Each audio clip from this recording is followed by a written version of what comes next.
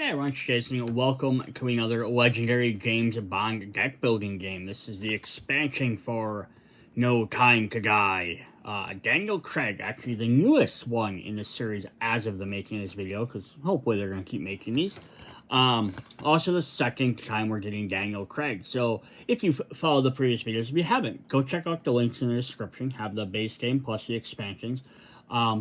The first core set introduced four of the James Bonds, and then we had a double expansion after that, introduced the last two for the 6 that have been available so far. And they each came with their own special starter deck, which had their own personal Bond. Now, when they redid these, same thing at the previous expansion with Roger Moore, they did not give them brand new starter cards, because you hopefully already have them from the base game. But we do get some extra new stuff in here as well. I'm not just 00, I'm 007. James Bond is back to the start of the legendary No Time to Die. This expansion offers dangerous new missions to counteract new mastermind Safin.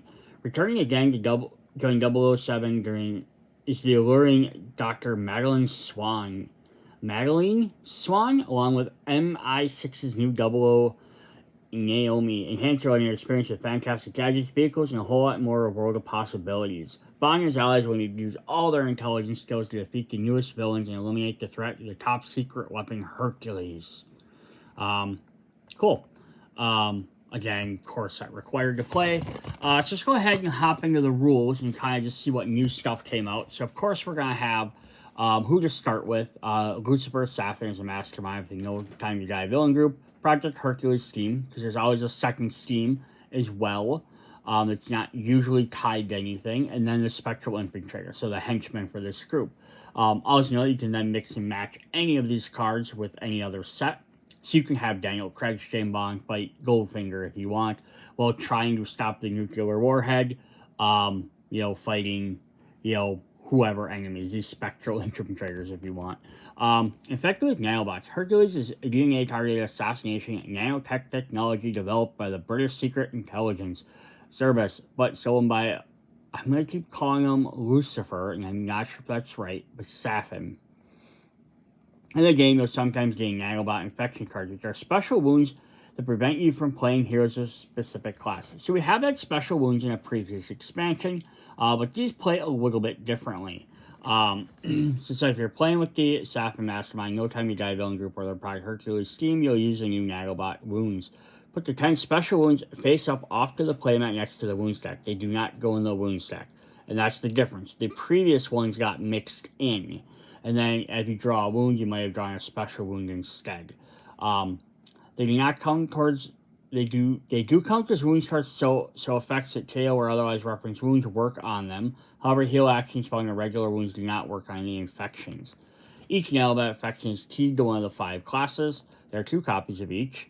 When the effect says a player is infected nanobot in the game, look for the DNA of the player's heroes and give them the matching nanobot infection. It works like this. Look through the nanobot infection stack to find 1 card matching each different class of one of the heroes in your hand and play area. Randomly gain 1 of those nanobot infections, put the rest back in that stack. So for example, if you have 2 covert and 1 range, you'll find 1 range, 1 covert nanobot infection and gain 1 of those randomly. If there are no cards left of that particular class, ignore the class and determine which nanobot you get. However, if there are no matching classes left, or if you only have heroes with no class in your hand, shuffle 1 of each of the remaining types and gain 1 at random. If the nanobot infection stack runs out of cards, then you are infected by nanobots, gain a regular wound from the wound stack instead. The nanobot gets infected, put it back into its stack. So I'm going to talk a little bit more about that when we get in there, but it's just the gist of it. It's just a different way to gain them. We have another new keyword. Kidnap is a special action that shuffles a hero into the mastermind's tactics. When the mastermind is fought, you randomly reveal a kidnapped hero instead of a tactic. Choose a friendly player to gain the hero. To win the game, you expect the mastermind enough time to defeat all 4 of their tactics. So if they keep kidnapping guys, you have to get, I defeated him. I got the kidnap guy. Then you still have to defeat them another time to defeat their tactic.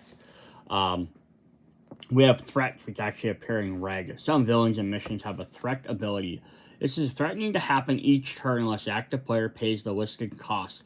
When you pay the cost of penalties avoided this turn, but will be back. For example, threat to attack. End your action phase, this moves 1 space. During your action phase, you can pay 2 to avoid the threat. If you do, it will be back next turn. If you don't, then turn this card will move 1 space. There's more than 1 threat on assignment, and your action phase resolve it from left to right. Now, so basically, it's going to do something unless you get rid of that threat, or you just straight up defeat it. You don't have to defeat the threat and then defeat it. But maybe like this card showing it costs 5. Oh, I can't afford 5 now, but maybe I can at least afford 2 to avoid the threat each turn. We have Defeat James Bond. This puts the Steam on the Steam Twist on assignment as an assassination special card. It pushes and gets pushed like any other on assignment. However, it does not count as a villain or mission. So cards that affect those don't affect it. The Steam also puts the Time to Go extra card in the rightmost assignment.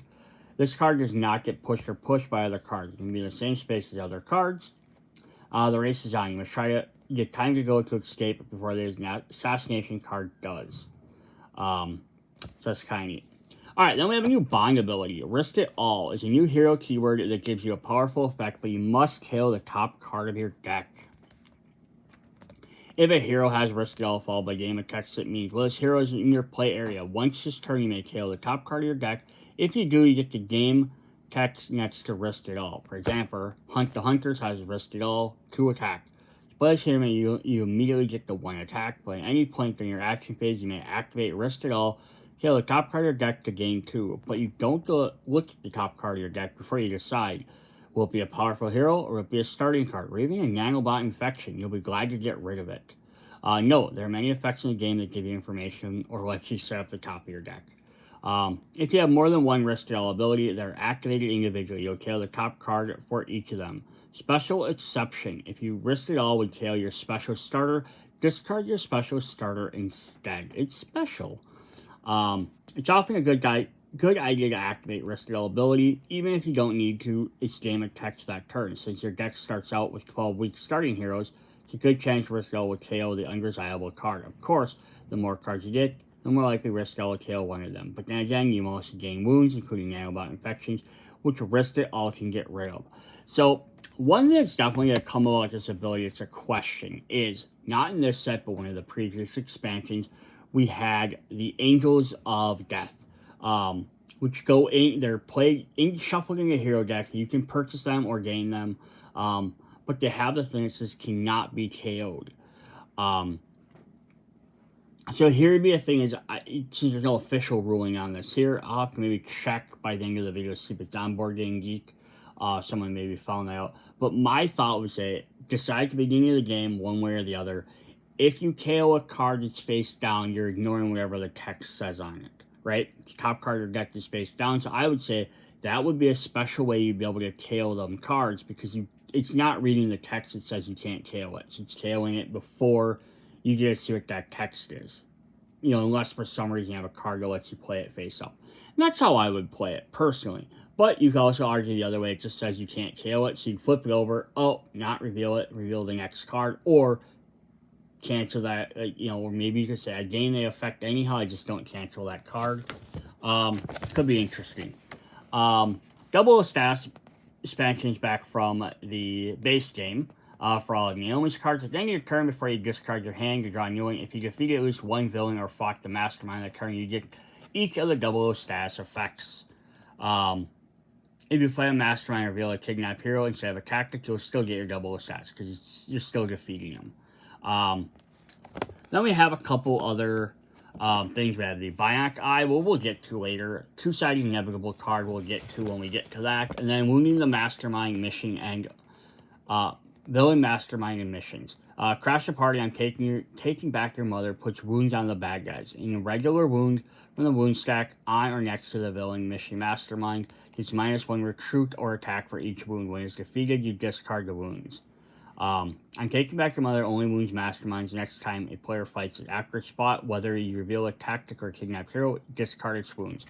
Another thing to note in there, they don't specify, but like basically playing for Marvel, if for some reason a villain's attack or recruit ends up down to 0, you can fight them without having to pay anything. So if you put a -2 minuses on a card that only costs 2 to fight, you can now fight them for free if their attack is now 0. Alright, we have some other specifications we might come across. We will reference them when we get there.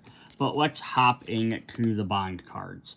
So first thing we're going to do is we're not going to get a brand new set of starting deck cards, but we will get you one special starter. So you can just shuffle this in with the other Daniel Craig cards. Or you can keep it separate for specifically use with this set. But it's all the time in the world. It gets you one recruit, draw a card. Each time you KO a hero in your hand, deck, or discard pile this turn, you may gain it. So that's very good with that Risk It All ability if you have this set up. Pretty cool. For James Bond himself, we have 5 copies of Crash the Party. Speaking of that, 1 cost, Risk It All, when the leftmost villain or mission on assignment. Oh yeah, so definitely right off the bat. Now here's the thing though. You buy this on right away. You don't want to use this a ton right off the bat.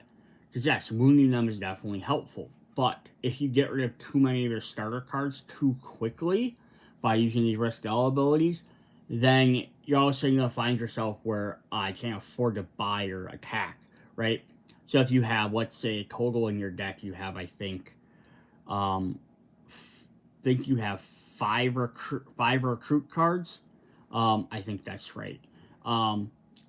But yeah, so if you're not buying other cards to replace those recruit cards and you keep getting rid of them, you might end up down to having two recruit points in your deck total, and then you can't buy anything.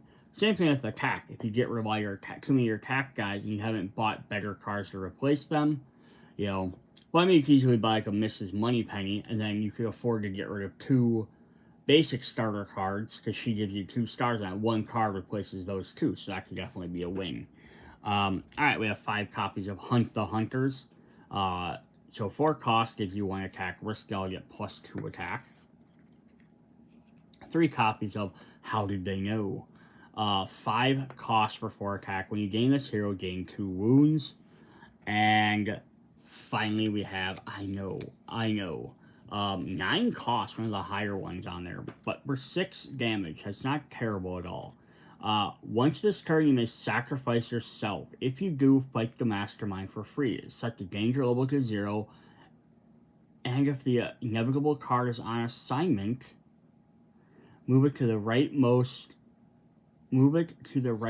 on assignment space. Interesting. If you choose to sacrifice yourself, fight the Mastermind once for free, then you are defeated and out of the game. Like, I don't know why they didn't put that extra text on there. I guess it's already pretty full. If the Mastermind is not yet defeated, the game continues with any remaining players. If there are none, you will win. So, if you sacrifice yourself and you haven't beat him, then you lose the game. So it's kind of a bad idea. If this defeats the Mastermind, the game ends. If there are other players, you share the victory. Counting victory points is normal. If you were the last one left, the players only earn minor victories since the Mastermind is defeated, but all the players perished. Interesting. There's only 1 card about this, so I wonder how else you could eliminate people from the game. I can't think of any, but I'm sure there are ways. But that's kind of a fun card, right? Crap, we're about to lose. Alright, guys, let's at least, cooperate. We need to win this overall. I'll step out of the game, right? That's kind of a fun card. Alright, our femme fatale, or our named ally, is Naomi. She's professional courtesy. 5 copies of the Instinct card. 3 cost, 2 attack, double stats. The next friendly player draws a card. That's cool. So as long as you fought someone, everyone else gets to draw a card. So I'll help out everybody on the other turn. Especially if they have the next friendly, not all friendly, but the next one. That's especially helpful if you maybe have a card like you defeat it. Target player loses a card or something, right? That could be helpful. 5 copies of Teamwork. 4 cost for 2 attack. Her double status is choose a friendly player to put a James Bond hero or special starter hero from their play area or discard pile on the bottom of their deck. Interesting. Because then you'll draw it quicker again. That's neat. 3 copies of We Don't Have Enough Explosives. We always have enough explosives. 6 cost for 3 attack. Double stats is choose a friendly player. They may KO a wound in their hand or discard pile. This is a really fun ally. And then her ultimate is I'm taking you back to Mother. 8 cost per 4, which is not that good at all, but it has risk it all. Wound the leftmost villain or mission on assignment. Cool. So that can always be helpful to make them easier to beat. And then double the stats. Wound the mastermind until the next time it is fought. Nice. Yeah, so that's definitely cool. So either, like, double is probably going to be a lot easier to do and probably worth doing. But you can use risk it all, might help you defeat a guy so that way now you can use the double O status. Pretty interesting combination, right? I don't mind it at all. Not the best, but not a terrible card by any means. We have another signature character. We have Dr. Madeline Swan. Protect her family. 3 cost for 2 attack. But if you play a range card, you have +1 attack and another +1 if there's a game spawn hero in your area. Ooh, I like that. I like these cards that, like, specifically reference having the game spawn because it really makes him the focus of the game. 5 copies of I'll Tell You All My Secrets. Instinct. Cost 4 gives you to recruit. Is that the first recruit card we've had? Naomi was all fighting. Bond. Yeah, Bond was all fighting too. So we went through 2 characters with no recruit at all. So this is the first recruit character that we have. And it's the second card, so that's pretty crazy. If you pay an instant or play an instant, let the top 2 cards of your deck, draw 1, put the other back. Nice, and this will help you know what's on top of your deck for risk at all. You play this, then now you know what you are willing to risk. 3 copies of I've Already Lost Everyone in Covert. 5 cost for 3 recruit. If a hero is tailed, this turn draw a card. Cool. Again, this also works very well with that risk it all ability with the other 2 characters. Because you have someone dead, you can get a card back at least. Her ultimate is I'll Be Just a Minute. An instant for a cost of 8 with no points to it. Reveal cards from the top of your hero deck until you reveal 2 range cards. Put them in the bottom of your deck, then shuffle the rest into the hero deck. Interesting. Oh, this is some double-edged ones, right? This could be really good because you could get a really good get range cards back in your deck, which you might draw again very quickly. And if you have other cards that let you draw, depending on how low your deck is, you might even get them on that turn. But on the other hand, is depending on what range cards you've purchased, you might end up getting weaker cards because it's not look through your deck and find 2 cards. It's until you find 2. So you get the first 2 you find. So you might end up getting like a 2 cost one if you purchased it. Yeah, Bond doesn't have any. So right now the only ones we have is we do have 3 of them. We have Naomi's ultimate, her mid-level for 6, and her 4-1. So nothing like too weak right now. But, you know, if that's, you're not going to get any of the Bond cards. Because right now, so far, with this set, you're only going to get Naomi's cards for that. And actually looking through the rest of the cards, this is kind of funny. She's the only one that has ranged cards.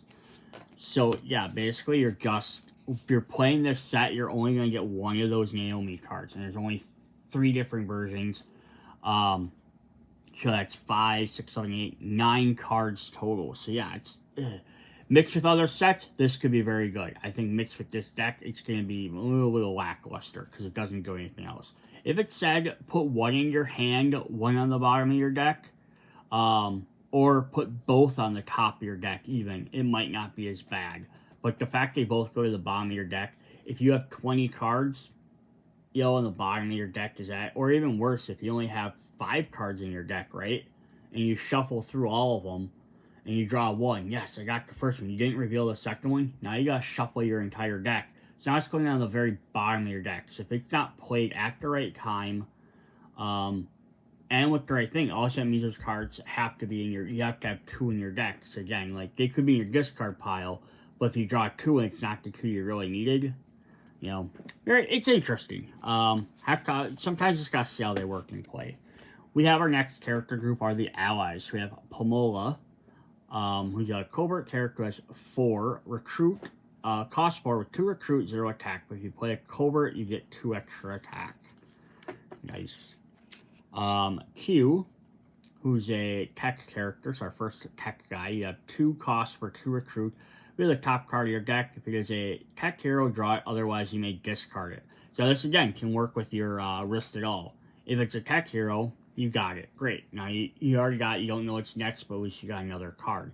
If it's not, you may discard it. Oh, it's a really powerful card, but I want to use Risk It All. Discard it. And you know you're not going to lose it. Oh, it's a starter card. I'll just leave it there. Cool. 3 copies of Felix Eliter. 6 cost, 0 recruit and 0 attack, but he has Risk It All. You get 3 of one or the other. Interesting. That's kind of neat, depending on what you want. And then, this is funny. So, 2 James, the cost is 007. Which is just kind of funny. When you gain this hero, remove it from play instead of putting it into your discard pile. Your base hand size is 7 instead of 6 for the rest of the game. Interesting. So you buy it, then when you eventually draw it, it gets you an extra 1 hand size.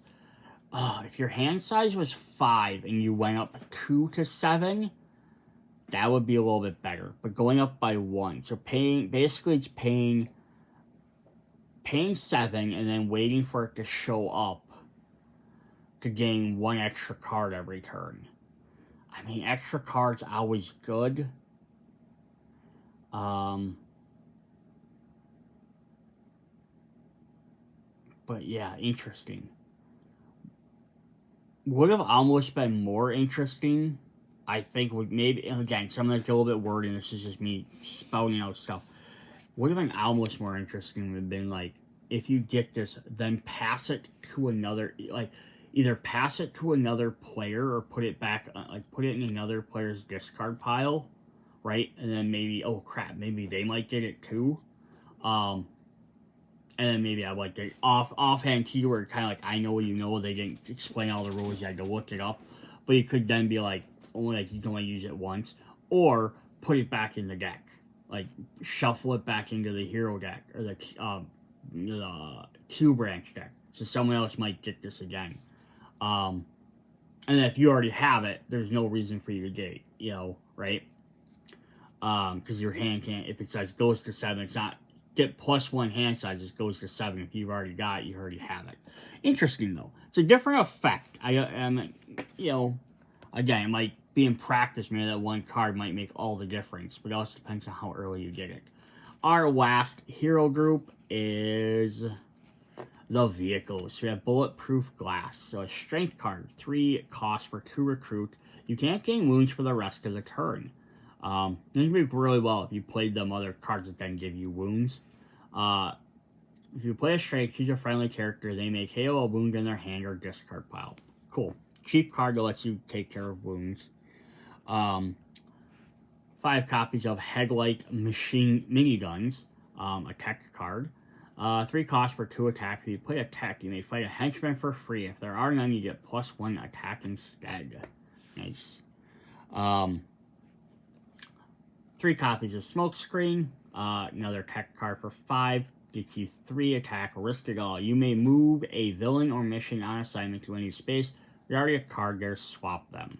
That was helpful to be able to do. And then our final one is Explosive Mines. 7 costs for 4 attack. Once this turn, you may attach this to an open space on assignment. At the start of each action phase, if a villain or mission is on a space, it gets -4 recruit or attack that turn. Then you gain Explosive Mines back. That is a neat card, right? It goes on the board, and then you gain it back to your discard pile. So you have to redraw it, but it'll sit on there until something lands on it, and then it will defeat them. The only problem is you have to be in open space. It's only going to hit the frontmost card, so you might need to take out a certain guy first. You don't want to like have this land and then get like a 2-cost henchman on there or a villain, right? But yeah, that's pretty cool. That could definitely help. Neat. I like that. That's pretty fun. Alright, then the last thing we have for heroes is we have 4 copies of a new gadget called a Bionic Eye. So these new gadgets are really fun. The base set just had normal gadgets. They didn't do anything for you. These guys, when you get them, they'll give you abilities. So when you acquire this gadget, look through your deck and you may discard a card from it. Then shuffle your deck. Not maybe the most powerful or exciting ability ever. Is it lets you get a card out of your deck, which could be helpful. If you want to just thin your deck a little bit quicker. Or if you have a different card that lets you somehow interact with your discard pile. But the thing is, it's an extra ability that you're going to get.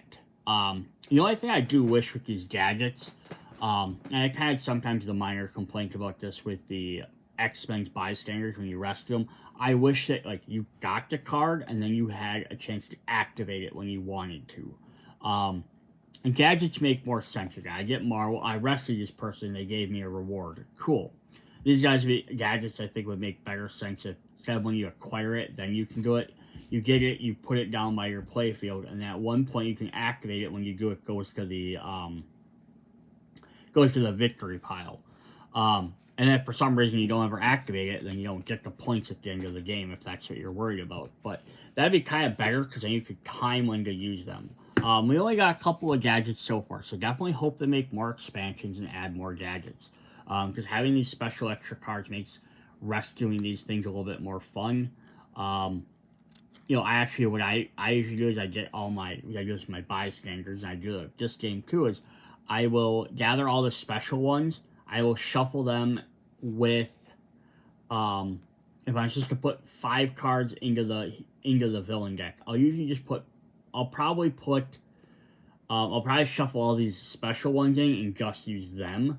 And maybe put like 1 regular person in there. But Marvel has a lot more cards that let you rescue bystanders or guys that are capturing them than this does with dealing with the gadgets. But even then, I'd take all the special ones, mix them in with like 5 or so, 5, 10 or whatever, regular guys, put them on the top of the deck. Then that way, if I am getting more than guys that are capturing stuff from the deck pile, I'm getting my special ones rather than mixing them in everywhere. That's just me. Alright, let's look at some of the villains. Alright, our mastermind is the Pharaoh from Egypt, from his museum. Lucifer Safin. Rami, I believe his name is. Always leads no time to divide villain group. Master Strike. Kidnap the top hero of the hero deck. Fight. Reveal the hero instead of a tactic. Choose a friendly player to gain it. The player must still put all 4 of Safin's tactics into the victory piles in order to defeat them. Escape. When a villain escapes, you are infected with nanobots.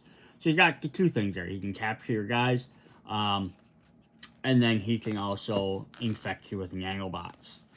Alright, his tactics, though, if we do have to deal with them, are My Father's Garden. I'm going to zoom this back out just a little. Fight.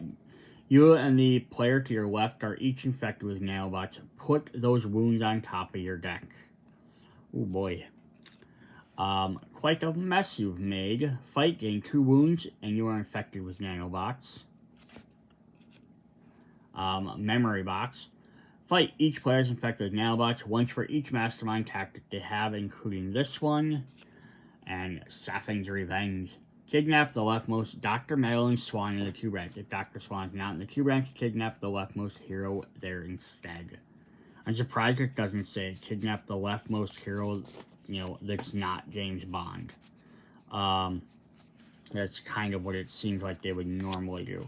Before I go to the actually, let's do this. Let's look at our first Steam. We have Project Hercules, or Heracles, might be pronounced. I always use Project it's Heracles, probably, Hera. Mission Group, 5 Steam twists. Twists 1 through 3, you are infected with nanobots. 4 and 5, you and the player to your left are infected with nanobots, and evil wings when danger hits level 7. So what I want to do is look at these nanobots really quickly, just so we can see what they are. So, they're going to be special wounds. You have 2 copies of each. There's a tech up here in the top. So I mean, while this card is in your hand, you can't play any tech heroes. So normal wounds just sit in your hand, don't do anything. They clog up your hand. We have some from the other set that had special wounds that when you got them, they made you draw peril cards, which gave you a little extra challenge. These ones just prevent you from playing specific cards. This could be, at worst, it's just another wound. Like, I have no tech cards, it doesn't do anything to me. At best, it's going to really cripple your entire hand. So we have 2 copies of this. Each one has different artwork, which I do like. So we have 2 for strength, 2 for ranged, 2 for instinct, and 2 for coverts. Now, I did mention when I was reading the rules, I was going to talk about this really quick. This is, I often don't generally complain too much about rules. I kind of get why games do certain things. What I don't understand with this is, because it says when you are infected with Nanobots, you're supposed to look through these to find specific ones that match cards you played. So again, so like you had ranged and covert, you'd find the 2 ranged and find a ranged and covert one, draw them randomly, and then great. But so far, as we've seen with the Steam and with the Mastermind, there's plenty of ways that give you these cards, but there's nothing that has anything to do with what kind you have in your hand. I get to the point of being like, I'm playing a bunch of tech, or I'm playing a bunch of covert and range cards, so if I get the cards to help shut them off, that's going to hurt me more than if I randomly draw a strength card, and now I add no strength cards. So I understand it for that reason, but, like, I almost wish there was, like, because otherwise it says, like, well, if there are none of them left, so after I've drawn 2 of them, there's none left, I'm just going to randomly draw a card. Or, I don't have anything, I randomly draw a card. So, like, after a while, especially when you have 4 other people, or if you have 4 players, if you have 5 people total, if you're playing a 5-player game with all the bonds, yeah, these are going to run out, and after a little bit, you're just going to eventually just be drawing random anyhow. So I kind of feel like, why not just draw them random to begin with? And then also there is, and I get because they're saying specifically infected with nanobots, that's why they have them in a separate deck. I would always say, even if you're not playing with this, you could shuffle these into the wound deck just to add the actual sting for the wounds. Yeah, that's just my thought. It seems kind of, I kind of get why they did it, but it also seems a little bit disconnected for why they did it. Alright, let's look at our other Steam here. We have Defeat James Bond. So this is kind of a fun one. 3 Steam twists, 1 in A, B, and C. Twist. Put the twist on the rightmost on assignment space with an assassination special card. As an assassination special card. It moves normally. If it escapes, evil wins. So, yeah, when the Steam comes up, now you have to deal with this card. Put the time to go extra card in the same space as the assassination. Evil wins at danger level 7. So then here's the time to go extra card. This card does not take up a space on the assignment. It does not get pushed or moved by effects and can be played in the same space as other cards. When a James Bond hero or special starter is played, move this card 1 space left. If it escapes, move it from play and KO all assassination special cards. So this is kind of neat because it adds a little mini game there. So now you're going to want to have to play more Bond or special starter cards. Otherwise, this card's going to keep moving. There are other cards that can push it. There are some cards that could eliminate spaces, which might move something over. Yes, this could be pretty interesting. And it does say, though, when a Steam Twist gets played, if there's already an assassination card on assignment, there will now be 2 assassination cards. Plus, a new Steam Twist will move time to go back to the most space. So, for example, if the first assassination got to the 3rd spot, and then you draw another one, it's going to push that first one to the 4th spot, and this card's going to go back to the beginning. So now you have to start all over with that assassination card 1 space away from, or 2 spaces away from exiting. So that means you really have to play a ton of cards to get rid of this, or you need to eliminate the stuff in between. So it's kind of interesting. I do like this because Marvel did a couple of things where they got away. They kind of made little mini games out of the game, and I think that's sometimes just be a little bit more fun. There's a lot more sets to do that, but it's kind of just a little bit different thing to play around as. All right, let's look at some villains. We have in deck A, we have Spectre Assassins. Kind of interesting because Spectre is the previous movie. This is a 5 attack with threat for 2. At the end of your action phase, this moves 1 space. These are just cards. So it kind of gives them chase without giving them chase. Because chase will push them every turn. This at least gives you a chance to, avoid that. Then we have Primo, who has 4 attack, but he has ambush. This villain acquires the Bionic Eye from the gadget stack or victory pile. Cool. So I just said, I wish there were more cards that did stuff like that. When you play a tech hero, you may acquire a gadget from this villain, and fight when this villain has 50 gadgets, acquire one of them instead of defeating him. Interesting. So if you either play a tech to steal his eyeball, or you have to defeat him twice. That's pretty cool. Valdo Overvich. So 4 attack. This is for deck B. Threat 1. At the end of your action phase, you are infected with nanobots. So, so it's like, do you pay that 1 and try worry about getting affected, or do you just let him go? Interesting. Logan Ash, who has 6 attack with ambush, KO each hero in the Q branch. Oh, that sucks. Threat 2 at the end of your action phase, gain a wound. Again, because of the set, the nanobots start off in a separate pile, so you won't have to worry about gaining any of them that way. So it's always interesting. Spectre agents have 5 attack. Ambush, if Valdo Overvich has escaped or is in a victory pile, put him on the space to this villain's left. Otherwise, play the top card of the villain deck. Interesting, that's cool. In deck C, we have Assassin's Gardeners. 5 attack with a threat of 2 attack. At the end of your action phase, you are infected with nanobots.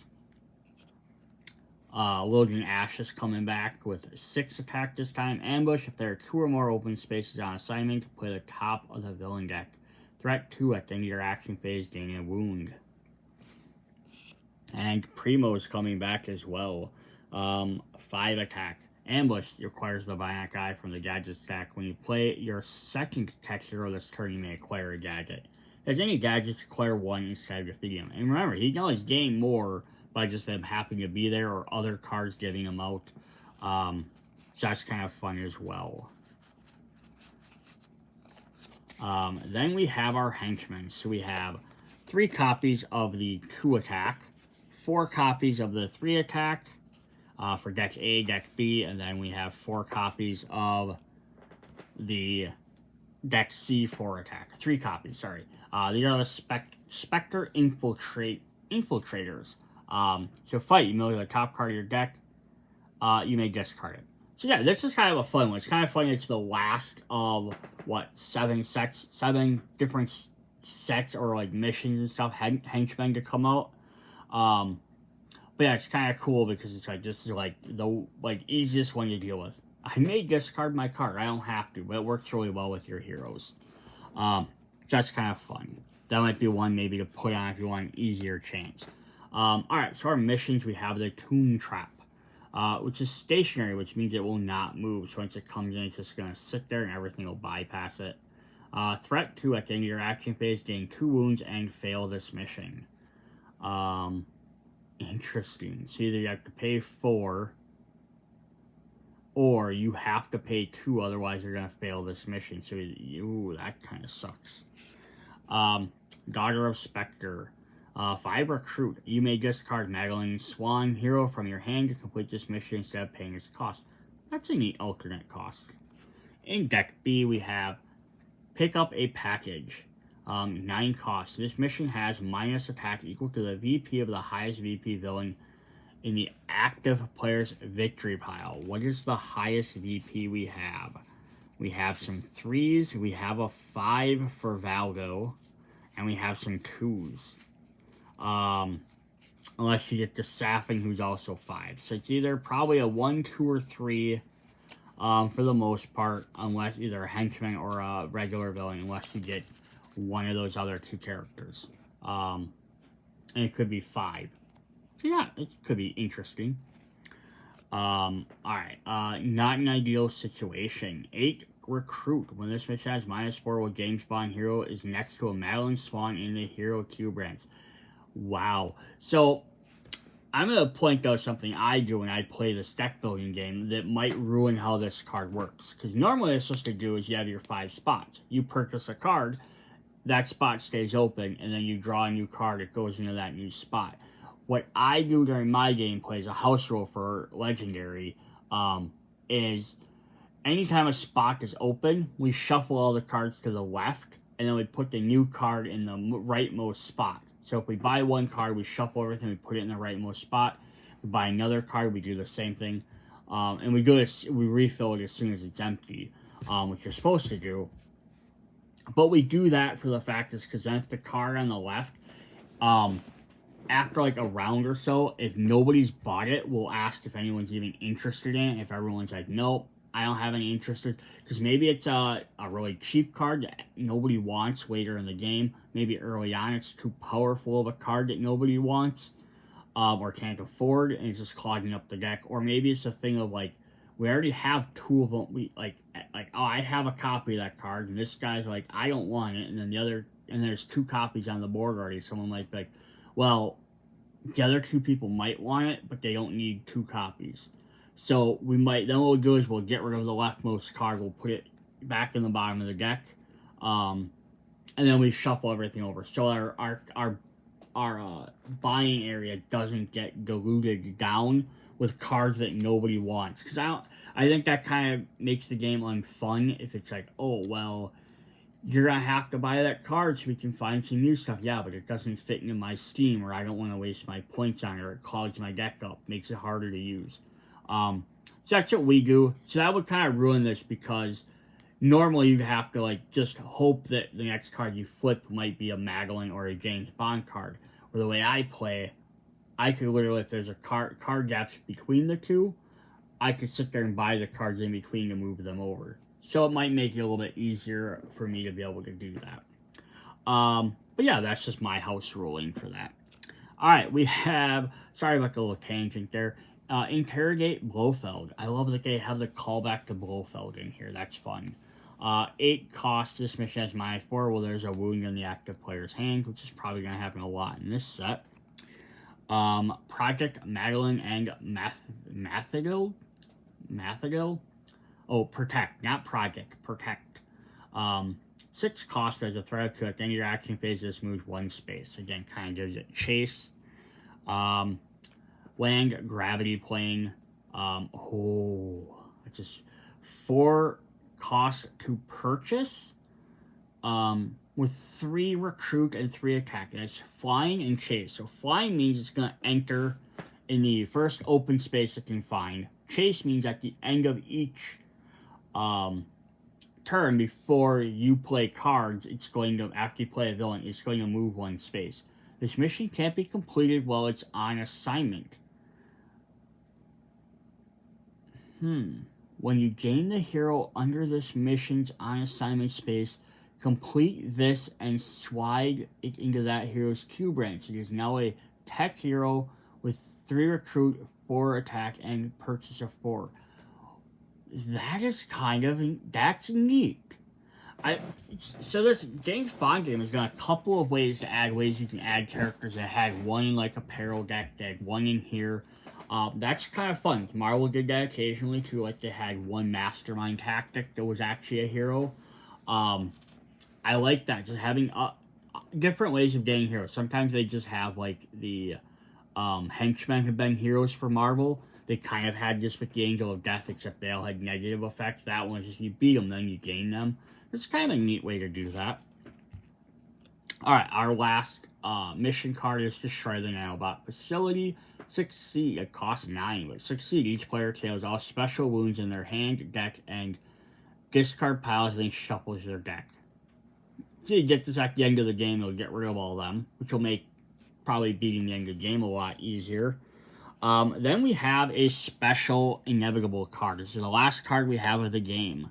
So you have first buyers are arriving. So cost 6 recruit. Enters on assignment on this side. Inevitable. Succeed instead of defeating this. Move it to the rightmost on assignment space and turn it over. Failure, evil wins. So it starts there, and then what happens, if you beat it, it flips over to a missile strike. This mission can't be completed. Failure, all players are defeated, but this card fights the mastermind once for free. If that defeats the mastermind, the players earn a minor victory. So that's interesting, because that means the first time you beat it, right, it's going to go to the rightmost on assignment space and turn it over. So realistically, your best option is to wait until it's on the last space and then beat it, because then it goes all the way back over and starts over. If you beat it right away, because that gives you 5 movements for it. But if you beat it on the first time it comes out, then it's just going to flip over and you have no extra turns. Because, yeah, then this can't be complete. Because then now you have to defeat the mastermind before this gets to the end. So it adds kind of that little, like, race to the game as well. You have to, like, get to the end, but then you have to make sure if it gets to that last space that you're going to be guaranteed you can play 6 cards. And, I mean, I would probably even count out everybody and be like, okay, so we have 5 turns. That's going to land on, you know, after ever, like, okay, that's going to land on player 1. Okay, player 1 plays their turn, right? They draw their cards, and they're going to be like, okay, so it's going to get to that last space on my turn. I have 6 points, so as long as nothing gets rid of any of my cards, I can defeat it. But they're going to be like, I don't have 6 points. Someone else has to defeat it first. Then you kind of go back and you know, how early do we have to defeat it? Like, that's kind of an interesting thing, right? Or you can basically be like, can someone defeat the mastermind before my turn? You know, oh, we need to defeat him 2 more times. Can we do it? You know, otherwise, you know, yes, that's pretty cool. That is a neat idea. Alright, that is what we have for Marvel Legendary No Time to Die. So the latest expansion for the James Bond series. I definitely hope they make some more of these. That would be really cool. Again, there's a bunch of movies, a bunch of things you can definitely do. They do get limited a little bit more than Marvel, because you have the decks A, B, and C, so you kind of have to watch where you put certain characters, but I would love more gadgets. I would love them to come, like, here we went back to the 00 status. There's some of the other effects on keywords from some of the other sets I would love to see, just to, like, bring them back so you can, like, you know, mix cards up a little bit more. Plus the special cards are fun, so having, we have one for each of for him and Roger Moore each having extra cards. It'd be cool to get some from some of the other Bonds. Sean Connery, we don't have a double. I imagine if they make another set, his will be 1. I don't know which one. Probably Dr. No, I would guess, but that's, you know, just probably just one of the bigger named ones. But he had a lot of popular ones. Timothy Dalton also had a second movie. The only one he wouldn't be able to do another one for would be George Lazenby, because he only did 1 movie. But again, if they also end up making a new Bond before like they start a new set, they might even make something for that. But hopefully, because this came out, these are released, yeah, just released this year, 2024. But the movie came out in 2021. This is a couple of years, so hopefully they make another set before a new James Bond movie. But all right, that's what I got. Hit me up in the comments if you guys got questions, comments, want to see something else. In the links below, there'll be all the different videos you can definitely check out. See you guys later. Bye.